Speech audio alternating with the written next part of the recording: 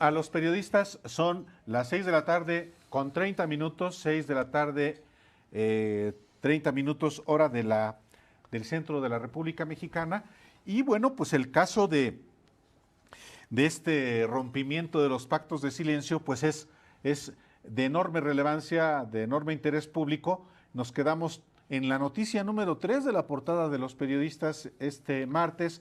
Vamos a retomarla más adelante, pero el día de hoy,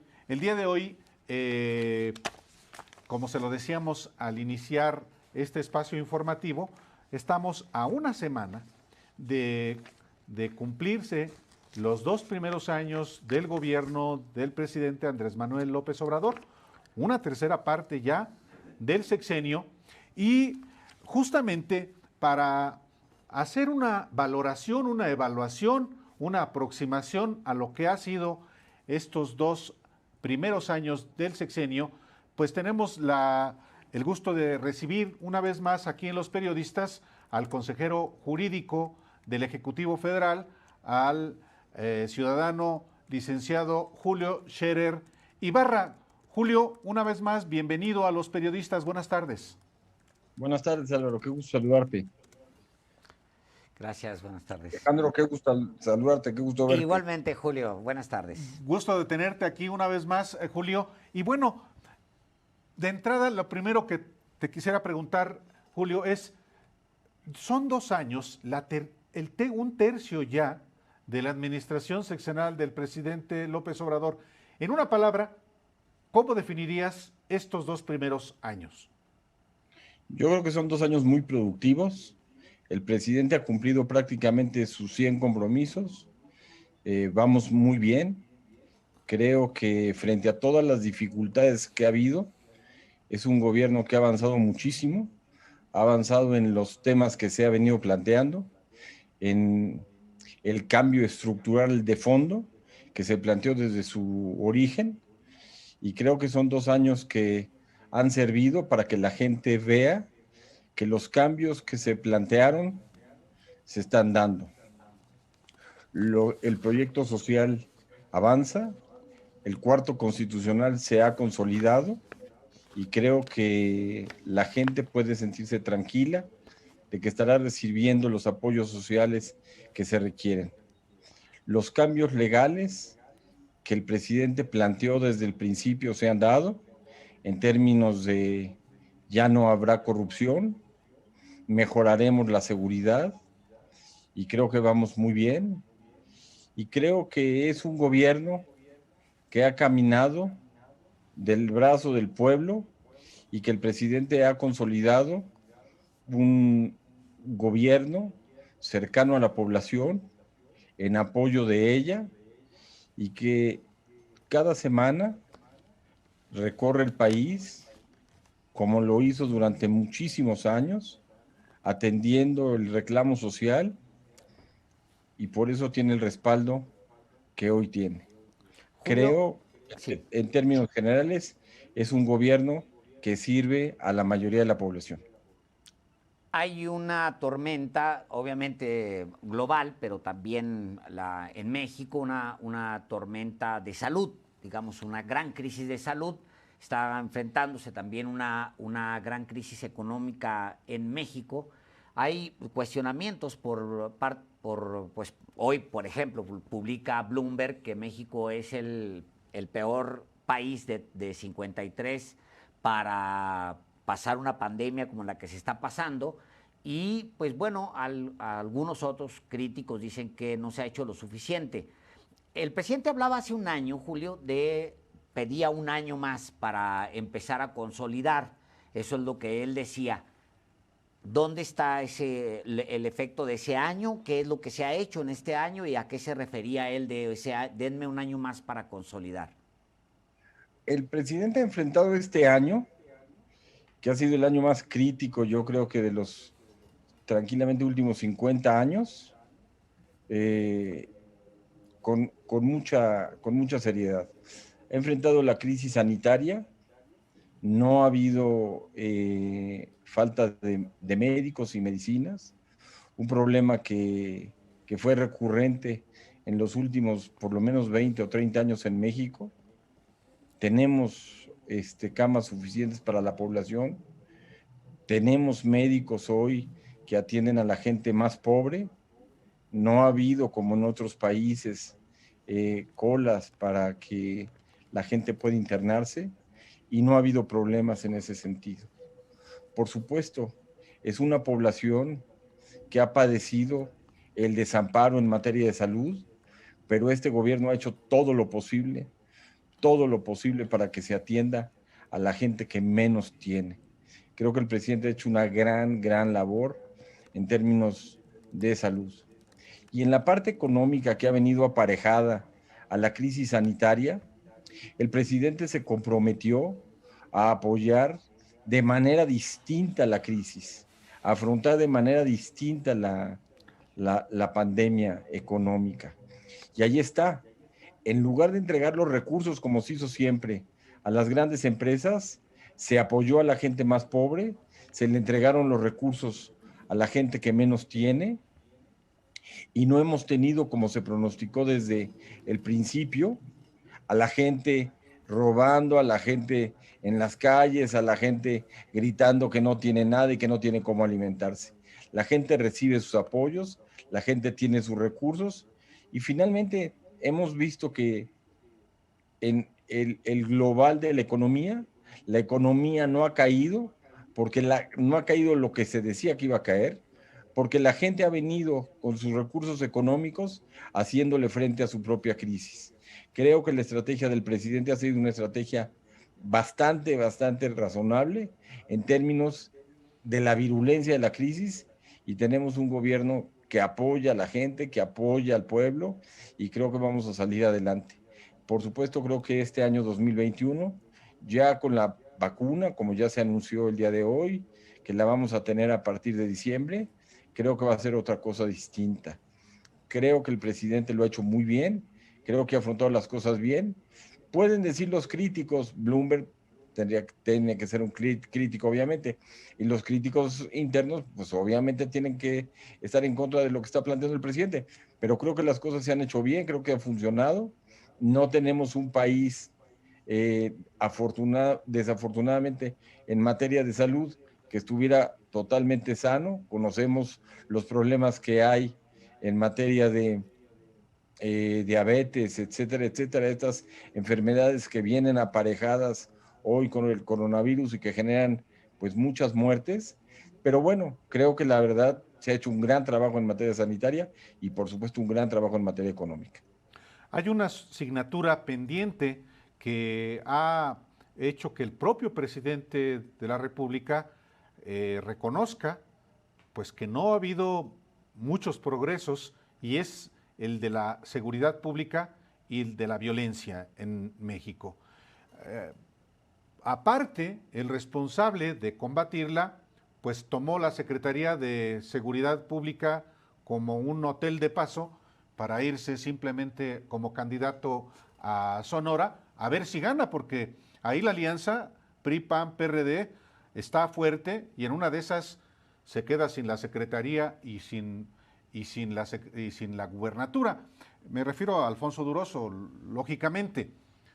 Ese es el gran problema que tiene también el gobierno de la República, Julio.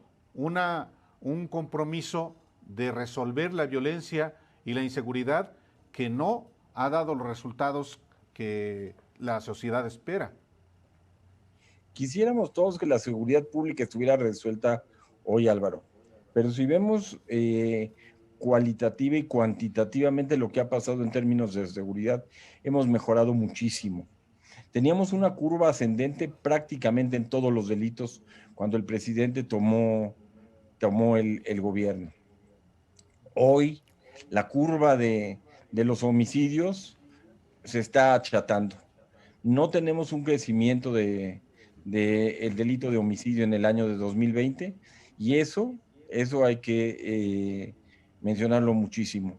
De prácticamente 15 delitos del fuero común, de 18 delitos, perdón, tenemos 15 en los que se ha disminuido la tasa de incidencia. Y en 11 delitos del fuero federal, en 10 se ha disminuido la tasa de incidencia. De eso no se habla.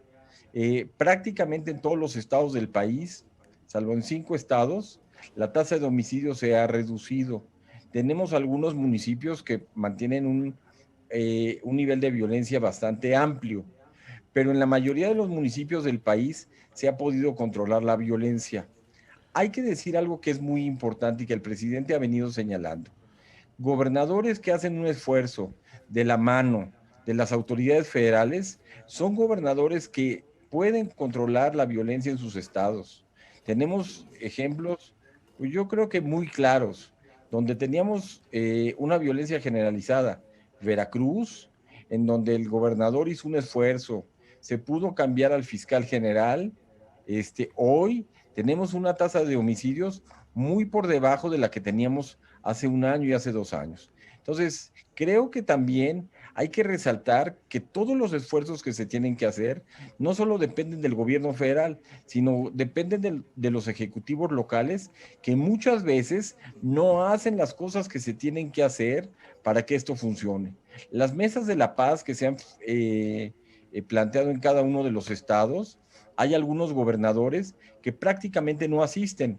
Aquellas mesas de la paz en donde los gobernadores están pendientes, asisten, trabajan, prácticamente están de la mano con la Secretaría de la Defensa, la Marina, la Guardia Nacional, la Fiscalía General, etcétera. Esos estados están funcionando y están funcionando bien.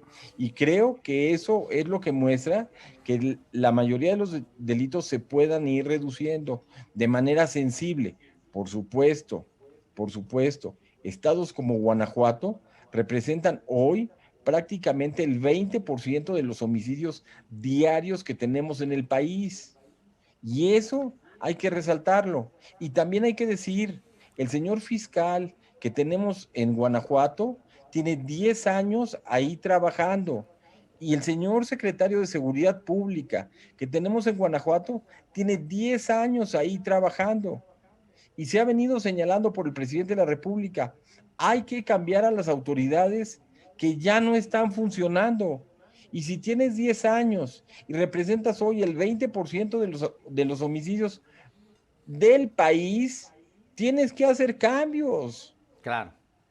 Y en lugar de hacerlos, los sigues manteniendo. Esa no puede ser una responsabilidad de la federación.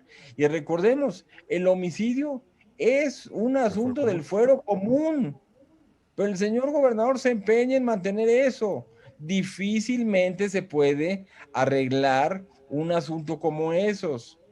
Jalisco, pues también tenemos un problema serio, aunque el gobernador está haciendo un esfuerzo distinto. Hace su chamba, trabaja, pero también está serio el problema. Hoy el Bajío es un problema grande y 2 estados del norte del país es donde tenemos los problemas. Desafortunadamente, bueno, cuesta mucho trabajo ir arreglando esos estados que desafortunadamente, pues cuesta mucho trabajo la relación ahí para que los señores gobernadores asistan a las mesas, trabajen, hagan la parte que les toca hacer con la autoridad federal, aunque la autoridad federal, tenemos que decirlo con claridad, ha hecho su parte, ha puesto a la Guardia Nacional a disposición de los estados. Hoy, en lugar de tener 15,000 policías federales, prácticamente la Guardia tiene a disposición casi 100,000 efectivos en los estados. Hay que decirlo también, prácticamente todos los días, el presidente de la República sesiona a las 6 de la mañana, está pendiente, pide informes, lo revisa acuciosamente. Yo creo que desde aquí se hace la chamba que se tiene que hacer. Yo creo que el presidente gasta el presupuesto para la seguridad pública en lo que tiene que gastar. Creo que hay un momento en el que se tiene que hacer una revisión seria de lo que pasa en los estados, de cómo están trabajando y también hacer una crítica importante de quiénes hacen su chamba y quiénes no. Julio, en la parte económica efectivamente sí hay digamos que contra lo que habían dicho que el manejo de la economía iba a ser irresponsable, se fue exactamente a lo contrario, una ortodoxia que es una ortodoxia de Herrera, no déficit fiscal, no endeudamiento, inflación baja, en fin, aunque se debe en crecimiento, esa otra parte, digamos, ahí está controlada, ayuda mucho las remesas, en fin, todo lo que vemos. Hay un pendiente, creo, en combate a la corrupción. Y quisiera preguntarte, vamos a ir a un breve corte si nos lo permites, y quisiera preguntarte sobre combate a la corrupción, que es una materia que seguramente podrás entrarle con muchísima mayor profundidad que nosotros. Quisiera preguntarte cómo lo ves, cómo ves la fiscalía, cómo ves lo que se está haciendo hasta hoy, y si ves una escaramuza, lo que ha pasado hasta hoy, o si ya ves un avance. ¿Te parece que vayamos un corte y regresamos, Julio? Con mucho gusto. Regresamos. Estamos de regreso aquí en Los Periodistas y tenemos una conversación con el consejero jurídico del Ejecutivo Federal, con Julio Scherer Ibarra, y le preguntaba antes de irnos al corte, le preguntaba a él cómo ve la promesa del combate a la corrupción a 2 años pues prácticamente 2 años de que iniciara este gobierno.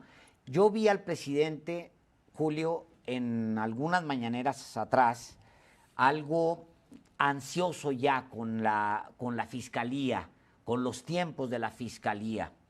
¿Lo sientes tú así? ¿Sientes a la fiscalía tomándose demasiado tiempo con sus temas? La fiscalía está haciendo un gran trabajo. La fiscalía está siendo responsable en las averiguaciones que está llevando. Ya trae muchos temas. Creo que pronto vamos a tener resultados ya muy importantes. Desafortunadamente para la fiscalía creo que están filtrando ya una buena parte de las averiguaciones y algunas declaraciones que han hecho algunos testigos. Es muy importante señalar que esta cuestión de los criterios de oportunidad que hoy se están utilizando para dilucidar los delitos y los responsables de los delitos, pues al principio generaron una gran incertidumbre, pero hoy pueden dar un gran resultado para que sepamos cómo se cometieron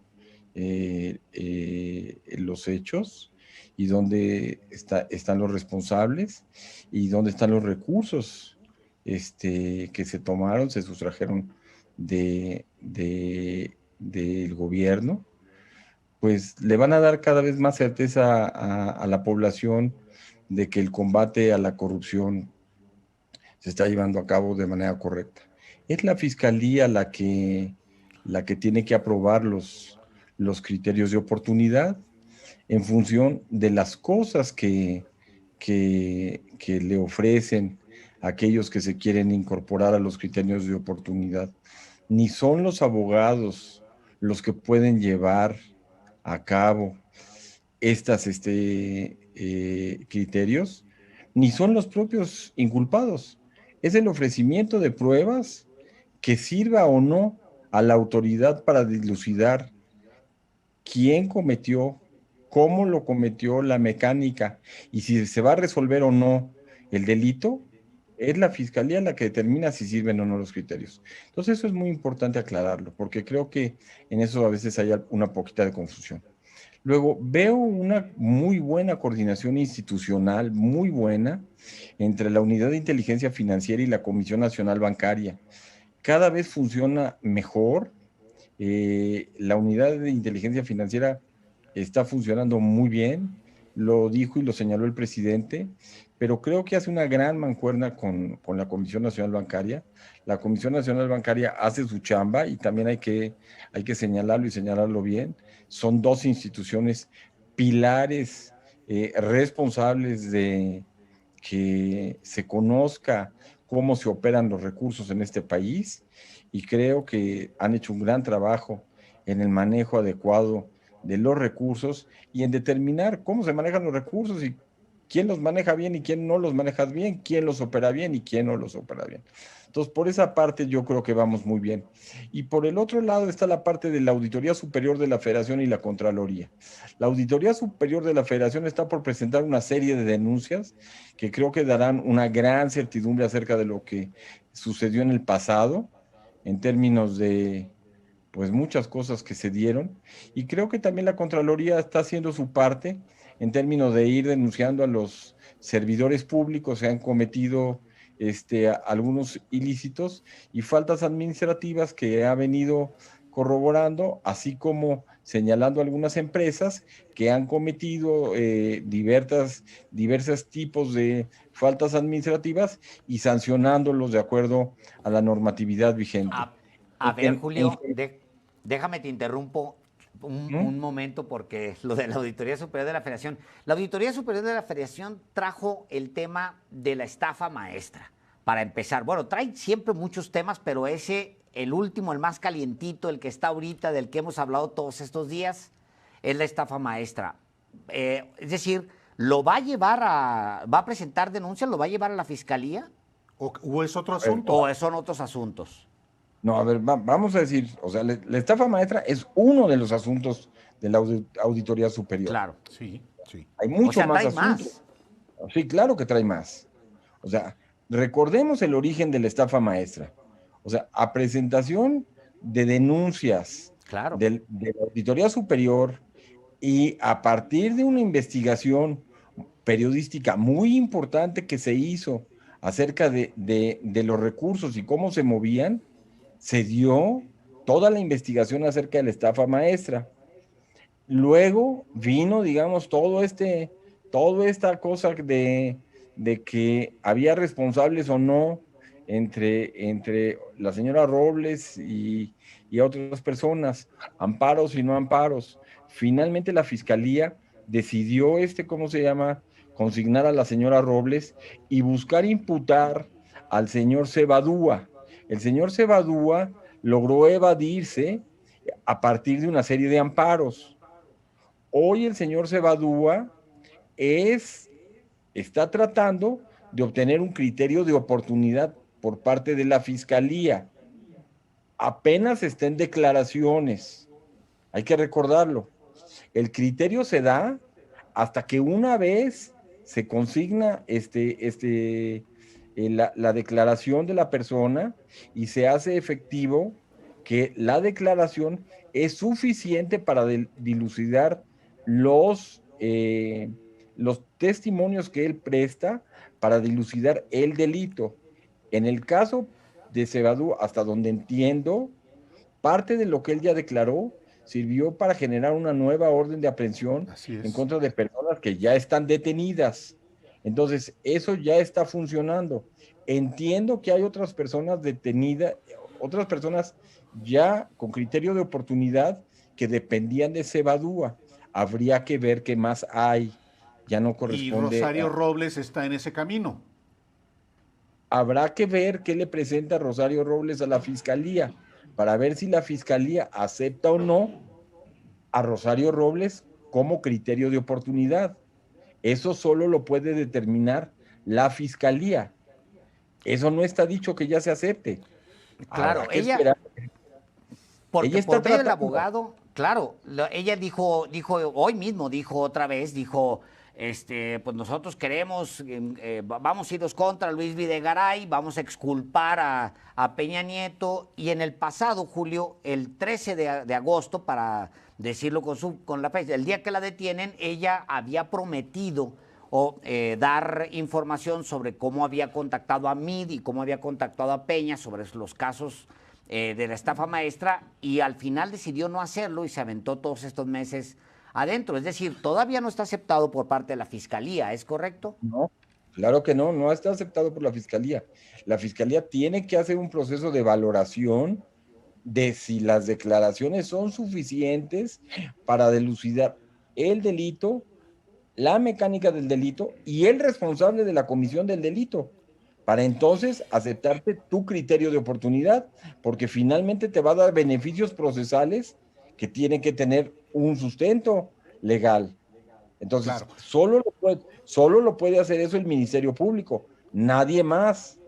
Nadie más. Efectivamente. Ahí no puede haber interferencia, porque recordemos que todo esto va a tener una valoración pública y la valoración va a recaer en el Ministerio Público, al que el día de mañana todos le vamos a poder reclamar. Claro. Oye, Vamos a hacer, un criterio perdón de- que te interrumpa, Julio, vamos a despedirnos de la audiencia de radio y continuamos aquí en Los Periodistas con esta explicación que tú estás dando respecto de este criterio de oportunidad.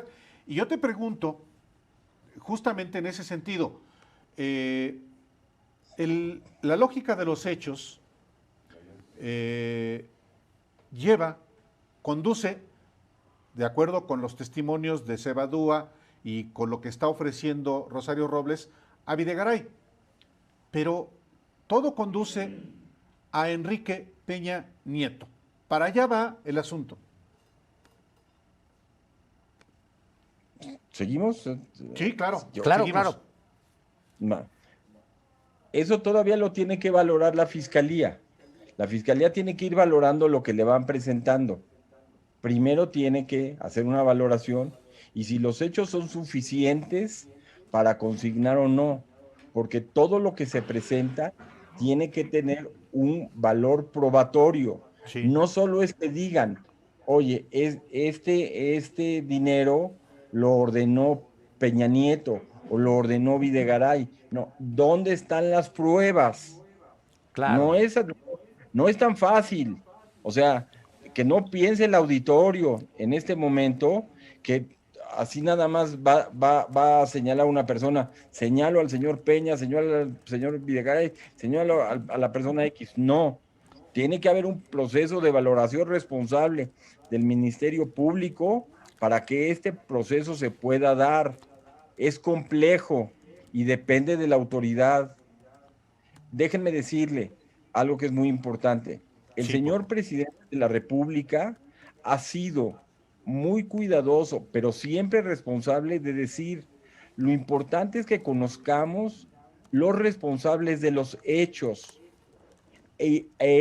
Ha invitado a que los, digamos, a que los corresponsables de delitos declaren a cambio de criterios de oportunidad.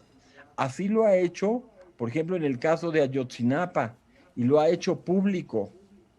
Y ha dicho, invito a aquellos que, ¿cómo se llama?, que estuvieron presentes, a que digan, a cambio de que puedan obtener su libertad, no importa, pero que digan exactamente quiénes fueron, cómo se cometieron los hechos, porque lo que le importa al Estado mexicano es conocer hasta la última palabra de verdad que hay ahí, porque lo que quiere el presidente es que estas cosas no se vuelvan a repetir nunca, nunca. La no repetición es lo importante.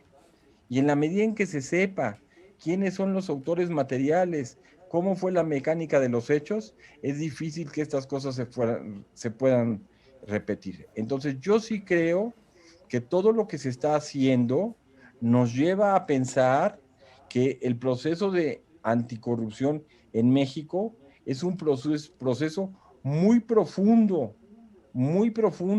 porque estamos viendo algo que no habíamos visto nunca. Hoy nos dicen, bueno, es que no se ha hecho casi nada. No, casi nada.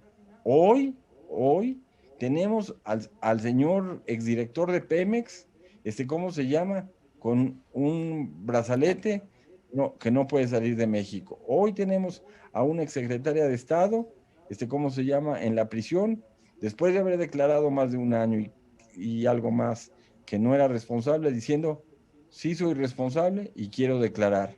Hoy tenemos una serie de funcionarios, a muchos, diciendo, bueno, yo sí participé en la dinámica de los hechos y soy responsable.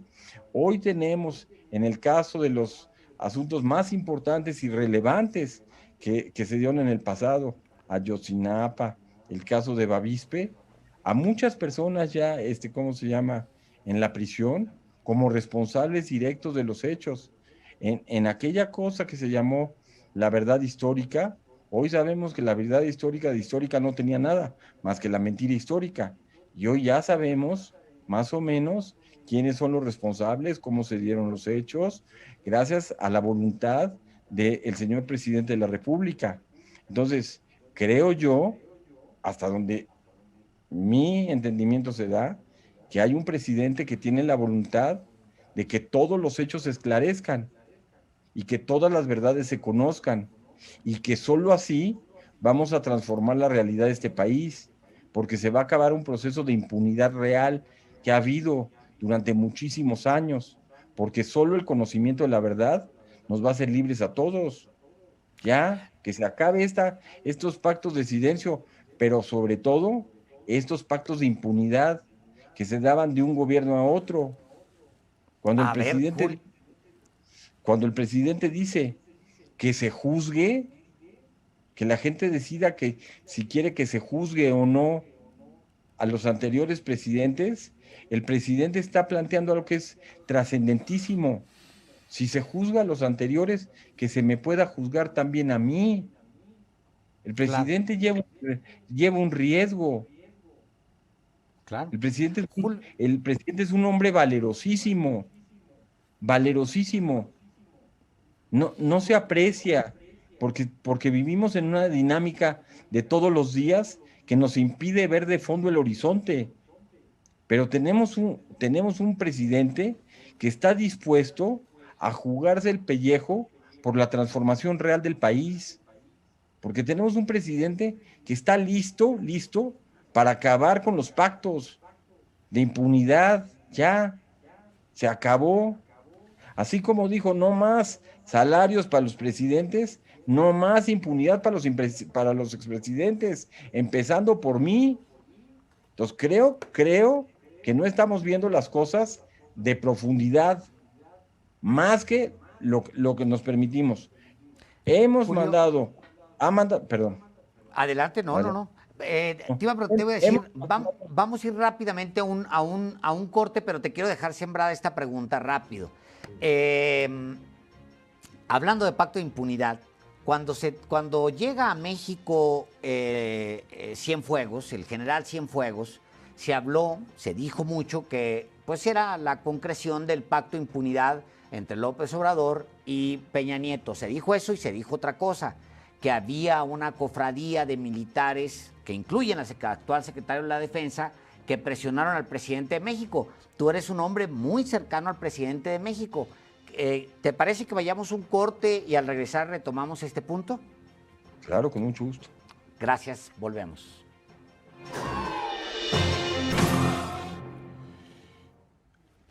Estamos platicando con el consejero jurídico del Ejecutivo Federal, Julio Scherer Ibarra, en Los Periodistas en esta tarde, a una semana de cumplirse 2 primeros años del gobierno del presidente López Obrador, el primer tercio del sexenio, pero estabas preguntándole a Julio, Alejandro. Así es, le preguntaba yo al consejero jurídico, que ha habido señalamientos, muchos, de militares descontentos por un lado, pero también de una cofradía que habría presionado al presidente López Obrador. Y Julio Scherer es un hombre muy cercano al presidente López Obrador, es conocido. ¿Qué responde el consejero jurídico a esto? El presidente no se deja presionar. El presidente tiene una claridad absoluta acerca de lo que tiene que hacer. No hay pactos con nadie. El presidente es lo que es un presidente digno y maneja un país soberano. No hay eso. Los militares son absolutamente leales. El presidente de la República, creo que el canciller hizo un gran trabajo, el presidente hizo un extraordinario papel, creo que las cosas cada vez están más claras y en su lugar. Creo que muy bien para todos, muy bien para el país, muy bien el presidente. En el caso específico, Julio Scherer Ibarra, hay una interpretación jurídica de si el general Cienfuegos va a ser investigado y eventualmente procesado por la Fiscalía General de la República o por la Fiscalía Militar. Se presenta disyuntiva jurídica en el caso del general Cienfuegos? ¿No? La Fiscalía norteamericana mandó el expediente a la Fiscalía General. La Fiscalía General tiene obligación de abrir una carpeta, hacer la investigación que corresponda, y si encuentra que hay algún delito, pues tendrá que proceder. Y si no, pues tendrá que decir que no ha delito. Si encuentra que hay alguna cosa que tenga que ver con el fuero militar, tendrá que darle parte a la autoridad militar. Es lo que tiene que hacer la Fiscalía General. Hasta ahora no ha reportado la Fiscalía General que encuentre nada en contra del general Cienfuegos, pero habrá que esperar a que todo esto se dé. Julio, dices no hay pactos de impunidad. ¿Hay pacto de impunidad con Enrique Peña Nieto? Que quede a salvo por más que haya imputaciones de sus colaboradores, por ejemplo, de Rosario Robles. No, reitero. ¿No está a salvo entonces Enrique Peña Nieto de una investigación de la Fiscalía y por eventuales delitos que haya cometido? Ya lo dijo el presidente, no hay nadie a salvo de cometer delito que sea procesado, nadie, incluso el presidente de la República. Justo, a eso iba. No solamente el caso del presidente de la República, sino de sus colaboradores. Hay también quienes dicen que no se combate la corrupción de casa, a quienes son identificados por cometer irregularidades, los señalamientos que ha habido en contra de Manuel Bartlett, señalamientos que ha habido en contra, por ejemplo, de la asignación de contratos por asignación directa Guevara. de Petróleos Mexicanos, Ana Gabriela Guevara, Zoé Robledo y sus hermanos. Bueno, tú mismo, Julio, que se te atribuye tener un departamento en Nueva York. Con mucho gusto. Creo que todos los procesos que han sido señalados están en proceso de investigación. Creo que es importante que esperemos a que se resuelva por parte de la autoridad administrativa, y en caso de que haya algo que perseguir, va a ser perseguido por la autoridad, ya sea administrativa o ya sea penal si en su caso fuera. En el caso particular mío, se me señala que tengo un departamento en Nueva York que no reporté en mi declaración de bienes. Simplemente aclarar, ese departamento que compré en 2014 se lo transferí a mi hoy ex esposa en el 2015. No puedo declarar lo que no es mío. Cuando el periodismo se hace de mala fe y malintencionado, teniendo los documentos probatorios, es muy difícil que la opinión pública se entere de manera correcta. Envié una aclaración al periódico Universal para que la publicaran. Como sucede siempre, la publicaron en páginas interiores, después de haber dado, una primera plana a 8 columnas, tratando de denostarme. Queda en mí seguir el asunto o no. Por supuesto, toda esta información se la voy a transferir a la Contraloría para que en su caso investigue lo que a su autoridad corresponda. Pero ¿quién va a querer investigar al consejero jurídico de la presidencia? ¿Una secretaria? ¿Tiene obligación? ¿Una secretaria como Heréndira Sandoval? Tiene obligación de hacerlo. No, pues sí, pero usted es el consejero jurídico poderosísimo, amigo del presidente de la República. Eso no importa, ella tiene obligación de hacerlo. Es su responsabilidad. ¿Por qué no estaba en mi declaración patrimonial? Si ve el convenio que firmamos mi exesposa y yo y determina que ahí está jurídicamente claro que yo se lo entregué a ella en propiedad, determinará que lo que dijo el Universal, como yo así lo señalé, es mentira, y entonces tendrá que cerrar la investigación. Si ve que no es suficiente eso, pues tendrá que ahondar en las investigaciones. Por mí, lo mejor sería que siguiera investigando. Yo vi en el periódico en el mismo periódico vi la respuesta que después vi en Proceso, porque me llamó mucho la atención, de hecho lo comentamos Álvaro y yo en su momento, porque yo vi en el periódico, en el párrafo 10, que venía tu señalamiento de que el inmueble pertenecía a tu ex esposa desde octubre de 2015, y luego en la carta repites exactamente, bueno, casi de manera literal, salvo, por favor, publiquen las citas al derecho que tienes a que sea republicada en un espacio destacado. Julio, bueno, sobre esto entonces se va al audit. Tú le pedirías a Irma Heréndira Sandoval que concluya y que concluya en Como debe algo. de ser, como debe de ser. Que Y haga en su los otros trabajo. casos, en el caso de Ana Gabriela Guevara, por ejemplo, que hay tantos cuestionamientos. Está haciendo una investigación la Contraloría acerca de cada uno de los casos que se han venido señalando en la opinión pública, porque es responsabilidad de la Secretaría de la Contraloría hacerlo. Y en su caso, si encuentra algo, tomar una decisión en materia administrativa y en su caso, ponerlo en la parte penal de la Fiscalía, en la parte anticorrupción. Eso Híjole, debe ser. es que traigo a cuento una vez más los cuestionamientos y naturalmente surgen de quienes son adversarios al gobierno del presidente López Obrador, pero también al interior hay, quizá no traducidos en quejas o en denuncias, pero en la medida que no se castigue la corrupción de casa, la interna, pues no va a tener tanta credibilidad una promesa de combatir la corrupción de fuera, por más elementos que existan, como es el caso de Peña. Estoy de acuerdo. Lo que pasa es que tenemos que esperar los tiempos procesales para que, llevada una vez los procedimientos administrativos a que haya lugar, se sigan dando estos hasta que llegue a la parte, digamos, última, que sería la parte penal, si esa correspondiera. No es un procedimiento simple. Acordémonos cuánto tiempo se tarda desde que se presenta una denuncia hasta que se concluye la misma.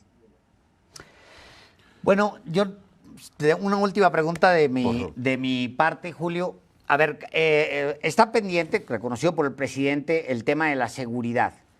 Hay que ver cómo va a rebotar la economía y si va a alcanzar los niveles que se habían prometido y reactivar todo esto. Pues, digo, no depende tanto de México ni del presidente, sí depende mucho de cómo evolucione la vacuna, los mercados, etcétera.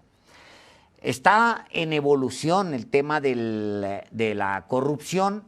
En mi personal punto de vista es que se ha tardado mucho el fiscal, lo he dicho muchas veces, lo he dicho dos, tres veces, pues se ha tardado, yo creo que necesita dar un golpe porque no hay muchos, digamos, detenidos de ninguno de los casos, hay como pedacitos. Es más, en el caso Lozoya, ni Lozoya está detenido para empezar. Pero bueno, ahí dicen ustedes que van.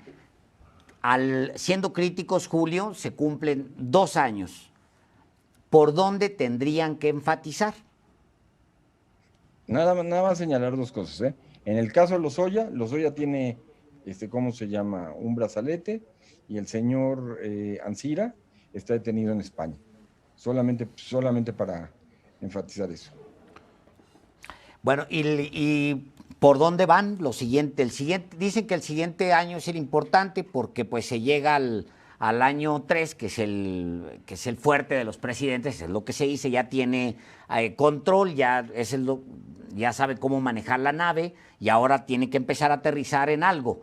¿Hacia dónde van? Yo creo que se acabaron las reformas.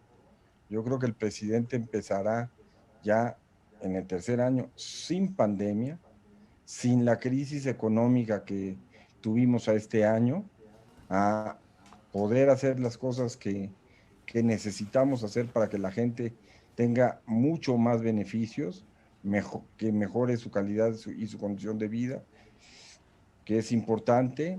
Creo que tenemos que mejorar aún más la seguridad, y creo que en la parte anticorrupción, que nos importa tantísimo, la Fiscalía General va a empezar a dar los resultados que en este momento ustedes esperan, porque todo este tiempo ha tenido estos momentos, digamos, de preparación de las investigaciones, de las averiguaciones, como he dicho, pues desafortunadamente se han filtrado muchas cosas, pero ahí se puede ver que ya hay mucho material para ya hacer muchísimas cosas y seguramente pronto vamos a ver los resultados que así como otras autoridades ya los tienen en este momento, el señor doctor Gertz, que es extraordinario, seguramente los va a tener ya en muy poquito tiempo. Entonces, vamos a empezar a ver resultados en ese sentido, y yo estoy cierto de que va a quedar satisfecha la opinión pública y, por supuesto, la gente del pueblo, que es la gente que más le importa a el señor presidente de la República, va a quedar tranquilo. Muchísimas gracias, Julio Scherer Ibarra, consejero jurídico del Ejecutivo. Llega entonces fuerte el presidente a sus 2 primeros años de gobierno.